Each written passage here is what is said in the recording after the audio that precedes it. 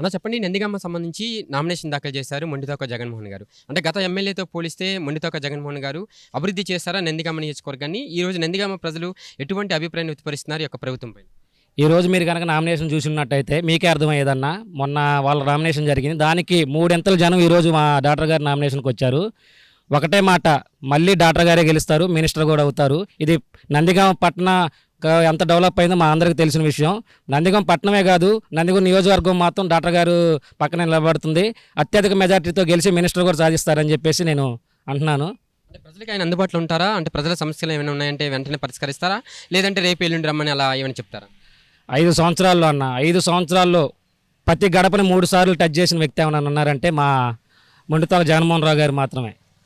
నిత్యం అందుబాటులో ఉంటారు. వాళ్ళ తమ్ముడు గారైన ఎమ్మెల్సీ అరుణ్ కుమార్ గారు ఎప్పుడూ ప్రజలకి అందుబాటులో ఉంటూ ఇద్దరు ప్రజల సమస్యలపైన పోరాడుతూ ఉంటారు, సమస్యలు పరిష్కరిస్తారు. కూటమి అభ్యర్థిగా సౌమ్య గారు పోటీ చేస్తున్నారు కదా, మరి బలమంతా వాళ్ళ వైపు ఉండదా? టీడీపీ కార్యకర్తలు కానీ, జనసేన బీజేపీ కార్యకర్తలు వీళ్ళందరూ కార్యకర్తలు ఆవిడకి బలం చేకూరుదంటారు.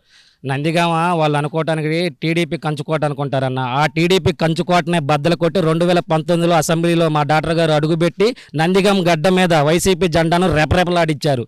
అలాంటి డాక్టర్ గారు మరోసారి విజయం సాధించి మినిస్టర్ అవుతారని చెప్పేసి నందిగామ ప్రజానికం కోరుకుంటుంది. నవనందిగామగా తీర్చిదిద్దిన ఘనత ఖచ్చితంగా మొండితోక జగన్మోహన్ గారికి సొంతమవుతుందా? లేదంటే కేవలం సోషల్ మీడియాలో ప్రచారాల కోసమే నవనందిగామ నిర్మాత అంట? అన్న, ఇక్కడికి వచ్చి చూసుకోండి అన్న, నందిగం పట్టణంలో ఎంత డెవలప్ అయిందో. మేము చెప్పడం కంటే మీరు వచ్చి చూసుకుంటే మీకు అభివృద్ధి ఉందో లేదో మీకే తెలిసిద్ది. అభివృద్ధి నచ్చితేనే ఓటేయమని చెప్పి మా నాయకుడు జగన్మోహన్ రెడ్డి గారు ఆదేశించారు. దానికి అనుగుణంగానే మా డాక్టర్ గారు పోరాటించారు. దాని ఫలితమే ఈరోజు నామినేషన్కి వచ్చిన జనమే మీకు తెలుస్తుంది. సంబంధించి ఇంతమంది జనసందోహం అంటే ఈ యొక్క జనసందోహం పెట్టే ఆయన ఎమ్మెల్యేగా ఆల్రెడీ గెలిచేశారని భావించవచ్చు. 100% అన్న, గెలుపు మాకెప్పుడో ఉంది. పైన జగన్మోహన్ రెడ్డి గారు ప్రతి పేదవాడికి సంక్షేమ పథకాలు అందించారు.